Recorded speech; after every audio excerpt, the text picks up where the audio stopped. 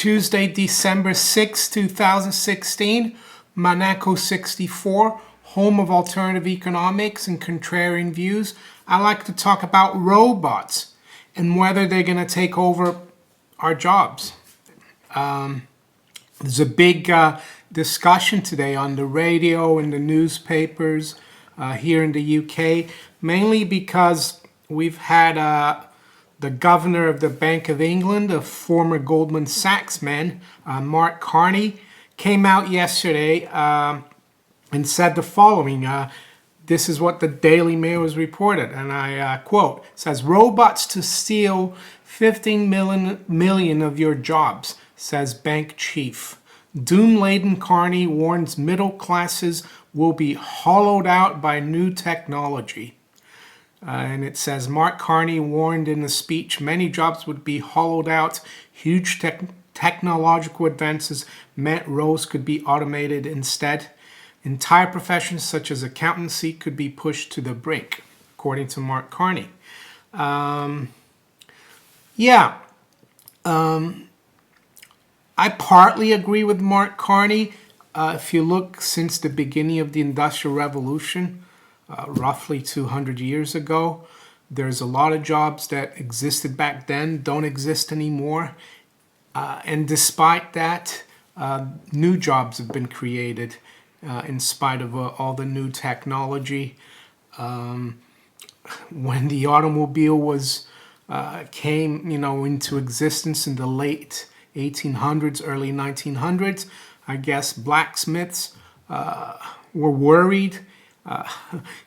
People were not going to use horses as much, but I'm sure blacksmiths found another job in a factory doing something that they could use their skills in. And the other point I like to make, aside from the fact that humans adapt, and the other is about capital and labor, because those are important factors in an economy.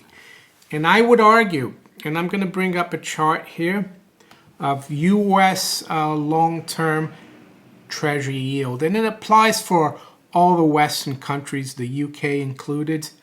And it's a long-term chart since 1800. And you can see from 1800 up until 1934, thereabouts, the trend in long-term Treasury yields was, going down. And you can see the blue dotted line, that's the average long-term rate, which is 5%. And if you can see after the war, World War II, long-term interest rates went from below 2% all the way almost up to 16% in 1980, 81 or thereabouts. And ever since then, we've had so far 35 years of dropping interest rates. And what that has done, we got down to 135 in the 10-year yield this summer in July. What that has done, it's made capital a lot cheaper. And what does that mean? That means that companies that produce things, it's cheaper and more advantageous for them to borrow capital to develop new technologies to replace labor. And that's what has happened. And as you can see there, since 2000, that long-term average has dropped below the 5%. Not the long-term average. Sorry, the rate has dropped below the long-term average of 5%. So it's been very difficult for labor to compete with capital, because corporations have been able to access very cheap capital to build new technologies to replace labor. And that's what's happened. And if you bring up here, this is from the Federal Reserve of St. Louis, I think. Yeah, St. Louis Fed. Look at how since 2000s we've had a real gross domestic product, which is the blue line, that has been, an upward trend, and the real median household income in the United States, that pretty much followed that gross domestic product blue line up until just before the year 2000. And ever since then, that has been on a downward trend. And it's interesting that ever since 2000, we've dropped below the long-term average long-term interest rate, which is 5%.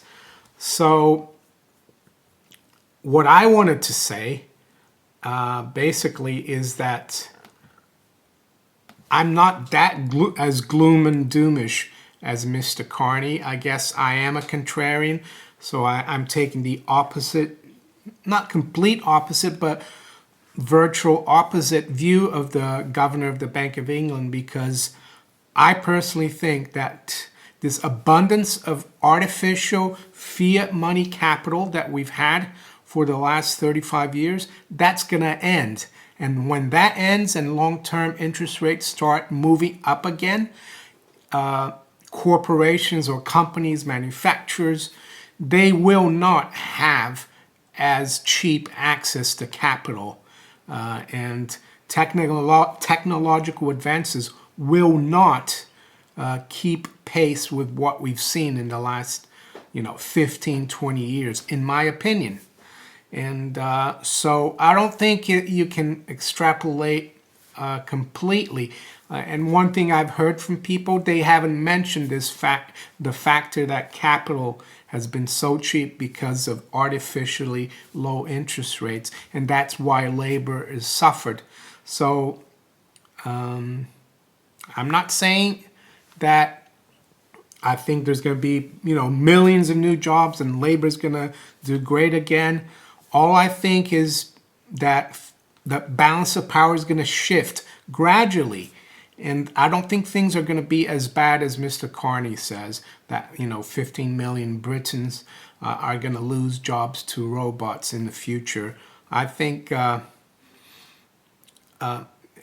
unless they do a great job of destroying the free market like they're doing at the moment, things should change. Interest rates are going to bottom, or maybe they have bottomed in July this year, and they're going to start increasing, and the cost of capital is going to go up, and companies will not be able to access capital so cheaply for research and development and new technologies. And hopefully human beings will benefit because of demand for labor. Labor might become more attractive than capital. And the other point about this, that some people have said this, listening to the radio, LBC in the UK, some people have called in and saying, I'm not an economist, but if no one has jobs and you only have robots doing everything, what are the people, who's going to buy the products that the robots make? That's the other point. So if you enjoy my video, please give me a thumbs up below. Share it far and wide.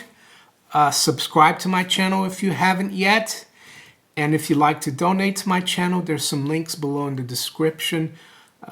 So I'll talk to you later. Take care. Bye.